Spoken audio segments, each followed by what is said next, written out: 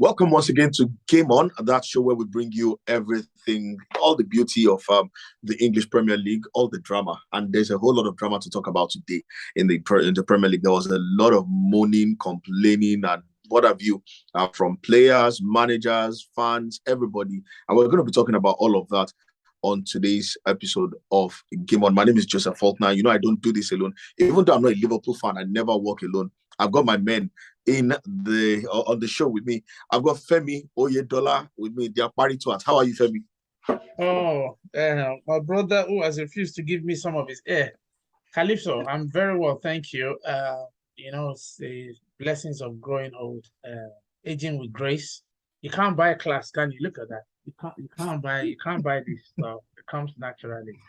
And it's such a pleasure, always a pleasure to be on the call. And you never walk alone because you got me by your side, bro. Let's go. Let's do this again today. All right. Eddie is also in on it today. Eddie, how's the predictions going, first of all? How are the predictions going?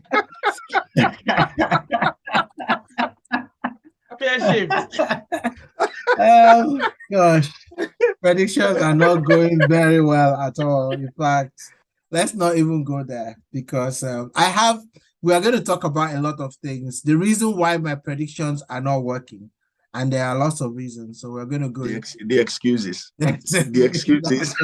Exactly. All right, guys, let's get right into it. We're going to keep this as brief as possible. Guys, remember, click the like button, subscribe, leave your comments. Let's know what you think about what we do here every week when we bring you fresh episodes of Game On. We just want to give you the best we can possibly do. But guys, let's start it off.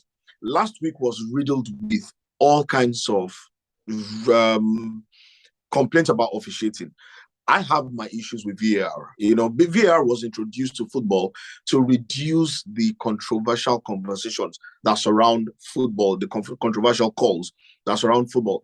But it looks like it's adding to it. It's actually not reducing the level of controversy we have seen in football. Guys, I don't know about you, but last weekend, I feel one of the worst hits was Arsenal and the kind of the inconsistencies in the officiating. But are the fans, managers, and players, are they just crybabies, or there's actually reason to complain about officiating? So I'm going to kick this one off because let me get a lot of things off my chest. So basically for me, right, I just need to understand exactly what, VAR is supposed to do because it's a lot of uncertainty. Now, when VAR came in, now we understood that VAR was going to do a couple of things. One, decide whether it was a goal or no goal, penalty or no penalty, direct red card, mistaken identity, right? These were the things that we understood that VAR were going to do. But now we see VAR going back to free kick offenses outside the box, because that was the Arsenal case. Sometimes even going to yellow cards, So for me, I'm a little bit confused. The inconsistency, of VAR, that it is so subjective. At one time, there's a referee that will listen to the VAR official, go to the screen, and then reverse his decision. Another time, they won't even bother to look at the VAR. They won't even go to the screen, right? And they just continue. And for me, this is costing, teams a lot of points. I think that their teams are actually quite valid, in people actually raising concerns about what VAR is doing. If we just look at the incidents that happened just last week, and I know people are going to say, well, actually VAR has given, a couple of goals. Yes, but the number of goals that VAR at least did not give last weekend far outweighed the number of goals that VAR gave. So for me, I need to understand what is going on between the referees that are on VAR duty and the ones going on the pitch, because it almost feels to me like there's some sort of power tussle. Like the guys in the VAR are almost, determining what's happening on the pitch. Well, you might as well just tell the referee on the pitch, don't bother to do anything, because the guy in the VAR is just going to make all the decisions. I want to start seeing referees making decisions on the pitch and not just going to a VAR that will take 7 different angles, 5 minutes, and still come out with the wrong. Still make the wrong calls. Well, Interesting. Eddie's incredibly right. I mean, what did Michael Antonio say at the weekend? He said VAR needs to be banned. He was absolutely livid. I mean, when a footballer says the system needs to be banned, then you know that it's painful, because professional footballers want the right results. Because over the course of a season, usually, these things even out for you. You get some, you do some. What's the most painful part of it is, it's not the referee making a bad decision. It's actually somebody who's had a second view and a third view and a fourth view and a fifth view and still can't call it. See, if there was no, I mean, you previously with no VAR, you knew you were going to get bad decisions one week, and then the next week you might get it for you. We were so happy when VAR came in, because we knew at least the referees had a second eye, they had a third eye, they had a fourth eye. You can't have that many chances to view something again and still call it wrong. It's just unbelievable. Look at Newcastle Palace. And I mean, of course, the Hammers were absolutely. I mean, it was a clean goal, and the West Ham goal, and the West Ham goal. And they're talking about the PGMOL said they accepted that the VAR decisions at Chelsea and at Newcastle were wrong. And look at Arsenal. How can they? There was just normal physical contact that you would expect, nothing over the top, nothing that would warrant a free kick. In fact, play had continued. The referee was close to the action. He didn't call a free kick. Arsenal went on and scored. And then what did the referee do? Got told by VAR to go and check again. And then he had a look, still made a bad decision. And how do you explain that? How do you compare that to having players deliberately hauled down and no sort of penalty, as in you're not giving them any caution, you're not even giving them any talking to, and you can see that they didn't. McTominay was guilty of that. Varane was guilty of that. Maguire was guilty of that on Saka. You are deliberately hauling a player down. And that should be some sort of foul. And then VAR is there doing nothing about it at all. But then again, isn't it the same problem, as in it's still subject to human interpretation at the end of the day?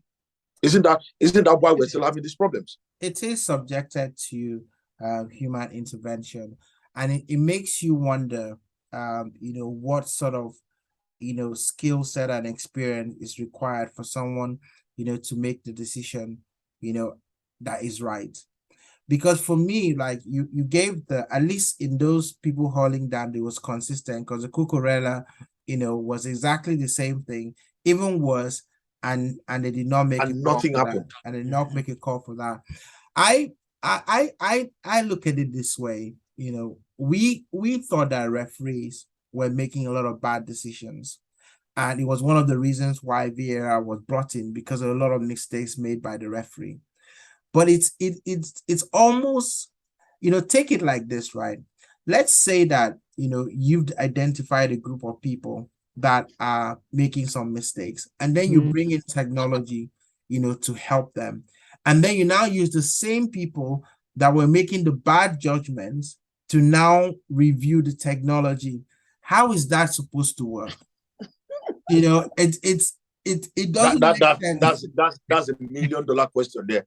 That's $1 million question. How is it supposed to work? I mean, and that's why people talk about Premier League referees, why they're not incredibly respected in Europe and also at FIFA events. And I don't know where they get their statistics from, but the Premier League claimed that before 2019, when we didn't have VAR, 82% of key match decisions were gotten right, which is like 8 out of 10. I don't think it was 8 out of 10 at the funny time. I don't think so. But they've said after the first season, it rose to 94%. So you can still see that out of every 100, VAR couldn't pick out 6 good decisions, even though they had all the angles to. And 6 decisions out of 100 is a lot of decisions still. That's a lot. It's a lot. Without any human help, without any technological help, people write exams and score 100%. How can you get all the help in the world, an open book exam, and still get 94%? And it's objective. You can see it. It's not like it's you can liken it to anything. But what did they say? They said it was going to be there to flag things that are clear and obvious errors or any serious incidents that the referee may have missed on the field. And they would only use it for maybe goals, penalty decisions, maybe red cards, or if they had a mistaken identity. And the bar was going to be very high for any form of intervention, so that at least you could get the game going and running. But it's not been like that, has it?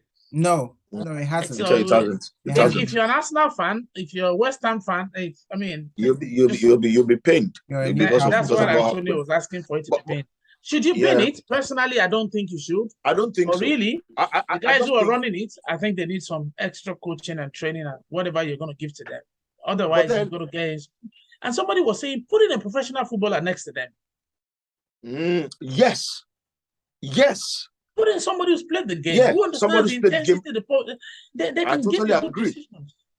Put in an ex-professional footballer, not just referees who are just reading the laws of the game and don't know what they're doing. If you put in someone I totally agree with that. Highest level, they will be able to tell you, hang on, this is the reality of things. Yeah, no, I totally agree with that. And people might say things like, oh, you know what, VAR will balance itself out. Well, actually, that's not actually the case. Because when you actually look at the stats, and ESPN did an article about VAR, and they said in 2019, 2020, Brighton benefited the most from VAR. Newcastle had no single decision overturned against them all season. Wow. And then in 2020, 2021, Burnley and Everton had the most decisions go in their favor, while Arsenal, Liverpool, and West Brom were the most negatively affected by VAR. Now, if you say to me that everyone, right, the inconsistencies were spread out, across all the teams, then you can kind of say, okay, you know what, is it technology that is improving? We're making errors consistently. But when it seems like the error seems to be, outbalanced, not proportional with the number of teams that are in the Premier League, it starts to, beg the question, whether there are other, biases that go into it as well. Before the game, we were all talking about the referees being from Manchester and Bolton, the referee and the assistant and the VAR referee, the Arsenal Man United game. So yes, people have the bias. But Femi, does that really play a part? The referees from Manchester, are you saying he can't be objective? Because they're meant to be very professional, aren't they? They're meant to actually make correct decisions regardless of their own human bias. But in the end, if you see someone see a tackle on the pitch, hasn't blown it, and it was 5 yards from it, he hasn't blown his whistle, the game is continued as a goal, and then he changes his mind on the recommendation of his friend who is also from Manchester, and he goes to review it physically, something 9 times out of 10, he would 100% have allowed to go, but on review 10 times out of 10, he would have said 100%, this is not enough to stop a goal that's been scored. Yeah. And then he chalks the goal off. Yeah. And we know that biases play a certain part because, sometimes you hear a player makes a tackle on another player and they say, oh, he's not that kind of player, right? Exactly. He did not intend, to make the foul. And there are certain players that will make lots of foul and they say, oh, he's very clever, on the pitch. While other players, they only need to breathe on another player before a yellow card. And you punish them. Against them. So we know very well that biases happen. And you know what? Sometimes that's part of the game, right? You take it as part of the chemistry of the game. It's what makes the Premier League very, very exciting. But I think, we're dangerously getting to that point whereby, they score a goal and we have to wait 7 minutes to know whether we should shout or we should not. Look at what happened to Richarlison. Richarlison scored a goal, took off his shirt, got a yellow card, celebrated, and then the goal was chalked up. But the yellow card was kept. Was not rescinded. How do you if you are chopping up the goal, then you chop up the yellow card as well. Come on. Yeah. We're gonna this is gonna be a continuing conversation. This is gonna be something that is still gonna continue to get a lot of airtime. A lot of people are gonna talk about it because the season is still on. And knowing the Premier League and the referees in the Premier League, we're still going to see a lot of this happen in the course of the season. But let's move away from the VAR and its problems. Let's go to some administrative issues now. Thomas Tuchel, 2 seasons with Chelsea, 5 finals, three trophies, 1 title, and 3 trophies in that period. The sacking, is it justified? Can you justify it based on recent results, or is this just some sort of knee-jerk reaction because of funny stories we're hearing about him, not being in good terms with the owner because he refused to, sign on Ronaldo and all those kind of stories? Did they do the right thing? Can you justify this sacking, or is it just too rushed? Well, I think Chelsea is a very unique club, and Chelsea have been operating their affairs very, very different. And some could argue that actually the way that Chelsea operates has been successful for them. Every coach that goes into Chelsea knows exactly what they are going in for. You get 18 months, and in 18 months, you have to win everything, including going to the moon and back. If you don't achieve any of those targets, you know that you're out of the door. And they don't actually respect whoever the coach is. Every coach has had exactly the same treatment. So, of course, we could have been forgiven to think that, this was something that was just part of the old era. So Chelsea have a new manager. Have a new owner. They have a new owner. There is a new, sheriff in town. So you would think that, okay, maybe there might be a deviation, away from what was happening during the Abramovich era. But it almost feels to me that there was so much noise being made that if it was Abramovich, Tuchel wouldn't have had the luxury that he was having. Maybe he's going to have a lot more time. And maybe the owners had this and thought, well, let's also show that we are ruthless, right? And to be fair, this wasn't a manager that we appointed, so ultimately there's a bit of power going on there. It's like the person coming into a company and saying to themselves, well, actually, these are not my men, so I don't know whether they're going to be loyal to me or not. Clean slate. Let's bring in, people that, we trust, even though, the decision that they make might not actually be correct. So, of course, it was very, very shocking. And reports suggest that actually the sacking of Thomas Tuchel was already signed and before the game, the Champions League game. So it makes you think that there were other things that were part of that. Involved in the whole thing. Yeah, in part of that sacking. But Femi, okay, so you're sacking Thomas Tuchel and you're bringing Graham Potter. And I'm looking at the pedigree of both managers. Graham Potter is a manager you need to be patient with. You need to give him a long time to build and do whatever. And knowing Chelsea, they don't have time for we are building, we are whatever. They've bought players for how many millions, hundreds of millions of pounds. They want to hit the ground running. What is the fate of Graham Potter going to Chelsea? Is this? I don't think it's the right move for him. I think he should have stayed back at Brighton. And that's me. And that's just because of the culture, like Eddie pointed out, the style, the way they run the club, at Chelsea. I don't think he's gonna have the luxury of time to familiarize, build. I don't know what you think about that. Is Graham Potter the right fix after sacking Tuchel? At first, I personally don't think it's the right fit. And I don't think it's the right fix as well. I don't think he's going to come in and turn the club overnight into Champions League winners again, because he hasn't won the Champions League personally. He doesn't know what it means. He doesn't know what it feels like to win anything. Exactly. That's the reality. And if you bought a club for over 4 billion, surely you've got some money in the bank. Although it was a thought and it was a consortium of investors.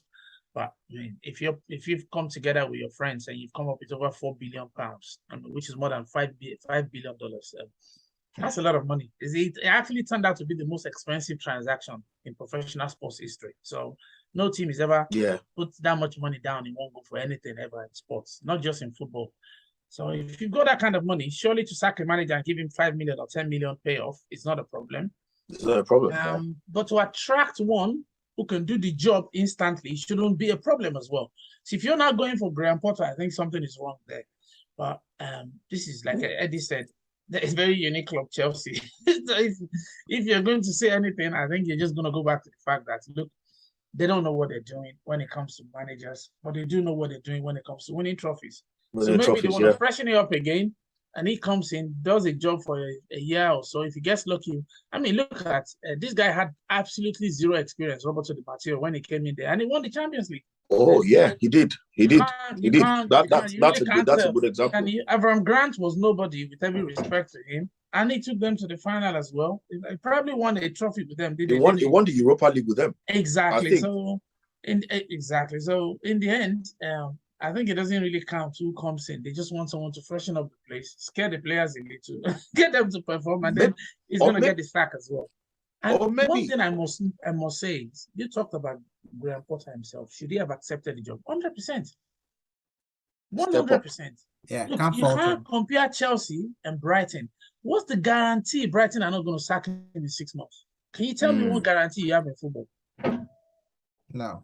So why should he say for all you know, for all you know, it might be an opportunity for him to win something, and then he goes on. He's not going to get that opportunity at Brighton. Is he going to win the Premier League at Brighton? Is he going to win the Champions League? Is he going to win the FA Cup? Even the FA Cup, even the League Cup, he's not going to win with Brighton.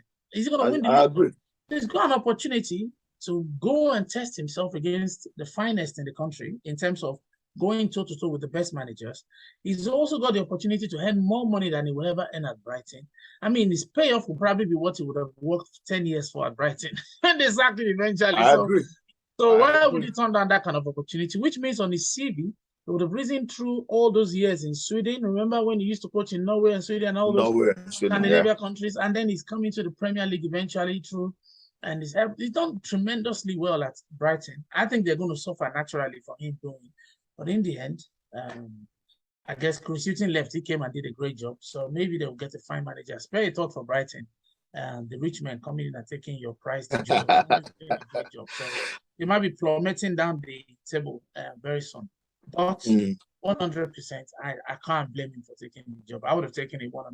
Yeah, absolutely. Absolutely. You know, you can't reject a Halle Berry or a Beyonce if they approach you, right? You know, so Graham Potter looking at I can. I'll have to tell my missus. I'm really sorry about this. Maybe a Rihanna. Yeah.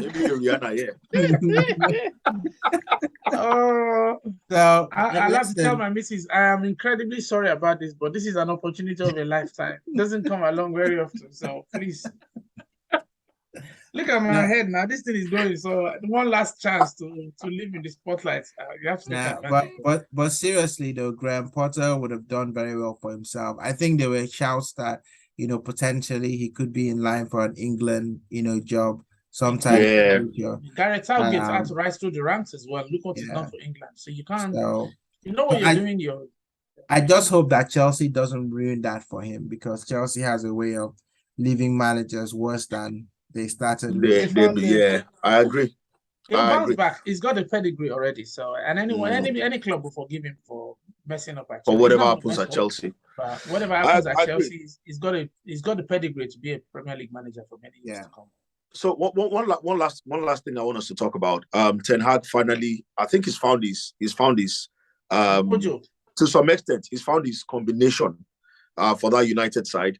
Finally benching Maguire, Ronaldo, playing Elanga, Malacia, Jadon Sancho, Rashford, a lot of pace in the side. And then in the midfield, you have McTominay doing the dirty work behind, you know, the maestro himself, Eriksen. You know, so it looks like everything is working, you know, for the team right now. Now, 4 wins in a row. What does this mean for Manchester United season? It means that, you know, Ten Hag, you know, as a manager, is a decent one. You know, and I did say this in one of our conversations that, you know, you can't prepare for the Premier League by preseason games. You can only prepare for the Premier League by being in the Premier League and playing Premier League games. And I think what's happened is that, you know, United have figured that out, that, you know, at Old Trafford, they don't want to have the ball. They don't need to have the ball. They just need to be able to work through transitions very well. And this is what Ericsson has become extremely good at. I mean, I knew that Ericsson was good, but when he was playing in Tottenham, he used to play further up the field. Yeah. And if you notice in the first couple of games, Ericsson was still playing the same position that he's playing now, but they weren't winning. And people were thinking, well, what are you doing? Why are you playing, Ericsson, in the defensive midfield position? But actually, what he was doing was not really playing Ericsson in the defensive midfield position, because he really didn't have a typical defensive midfield responsibilities. It was about orchestrating the passes in the midfield. We call it the Pelo role. Yes. And basically, he had a few games to work his way around, that position. But now you can see, where a truly good footballer has really come into form. And if you play a game like that with certain teams, and teams like Arsenal, Liverpool, that would go to games, believing that they can play their style of football and still win, I think Manchester United are going to have a lot of, joy against teams like that. What they're still going to struggle with, as you can also see even from Europa League, is teams that are going to sit deep, teams that are going to be physical, and teams that are going to be more direct. Teams that are not just going to open and pass, right? So they still need some working to be done. However, you have to say that, he's finally found a backline that looks decent, with Varane, in there, certainly holding things together. Malacia looks like a decent, fullback in that position. And clearly, Rashford needed some confidence. So I think that, Manchester United are going to be in that race for top four. They're going to be competing between Arsenal and Tottenham. However, I don't expect that. They've won 4 games. However, those 4 games were really made for them, right? I wouldn't necessarily count the game against Leicester, because Leicester is really a poor team, right now. And even then, they struggled to score that 1 goal. However, I think what's going to happen is that you're going to see, the real Man United in their next couple of games, because those games are actually going to be different. And you know how they say in boxing, styles make fights. Yeah. So you're going to see the different styles, and then only then will we really know, right, if he has almost got his groove. I think that, they're going to be consistently better than they were in the first couple of games. However, I don't think that all the problems have been fixed. Just, but Femi, so do you think this brings them back into contention for the title or just the top 4? I'm never for the title, honestly, because I don't know. Eddie seems to be very excited about them, but I am not. I won't lie to you. Sometimes it's all in the mind. That first goal would have changed everything at Old Trafford. Everything, yeah. And if that goal had rightly been allowed, it would have given Arsenal more confidence. I mean, we were all over them. Now, if you go back to the Liverpool game and you want to judge Man United by the Liverpool game, then you probably want to look at the performances Liverpool have had ever since. And that just tell you across the season that Liverpool have not really started this season yet, have they? They've just gone to Roma and to Napoli, to Naples, and they got Ahmad. So I'm not sure, even though Liverpool are a very good side, I'm not sure they're exactly the benchmark this season. Now, Arsenal, of course, should have actually won that game. The naivety later on was not good enough. Those 2 goals were very avoidable goals. In fact, all 3 you could have kept out if you knew what you were doing. So I'm not, I mean, when I see United, Eriksen is a brilliant player. I'm not going to knock him. But Rashford is not going to run past people with ease and score goals. He's going to end up on the floor more often than not. Jadon Sancho is just coming into his own. So it's not like he set the Premier League alight since he came. So you can't be someone who scores 3 goals over the first few games of the season and say you're there and now you've arrived. No, you've got to do it for half a season or a full season before we can say that you're consistent. So how many people do we see that it's a nice little purple patch and everything looks like they're the best player in the world? So personally, I don't enjoy watching United at all, if you see what I mean. So if you want to watch a football game, you want to see City play. You want to see Liverpool. Right now, you want to see Arsenal play. The intensity, the energy, It's high energy football. Trust me, even Spurs, they're winning games, but they're very hard to beat. That's what they're building their game on. And that's not going to win you the Premier League, because No, eventually, it's just not. like Eddie rightly pointed out, you're going to have teams that will sit deep. And when they sit, good luck to you on opening up that defense. And you're not going to open it up easily because they don't have the players to open it up. Yeah. Bruno is a great player, we know. What's his name that we're talking about? Eriksen. But unfortunately, against teams that sit, and a lot of Premier League teams have watched United long enough, and they'll put players who will catch you on the counter. Malaysia may be great, but it's got very little experience. I mean, They play Crystal Palace next. And yeah, so guys, and I like Femi, I like where you have dovetailed into. You talk about teams that are going to sit back and hit them on the counter. Crystal Palace is one, and that's their next game. And there you have it, guys. Now we're going. Now we're leaving. Now we're done for the evening. Thank you guys for being there, Eddie, Femi. Thank you guys. Yeah, thank you very much. I'm sure we'll see FaZe. Definitely, we'll see him next week. Yeah. Come back and view the games. All right, guys. Remember, subscribe. Click on the notification button so that every time we post, you get a notification of our post. And then leave your comment. Help us to get better. Help us to do better. Tell us what you like on the show. Tell us what you'd like to see us improve on the show. And we're just here to serve you and give you the best of everything that makes the Premier League the most exciting league in the world. From all of us, it's bye-bye now. Bye-bye.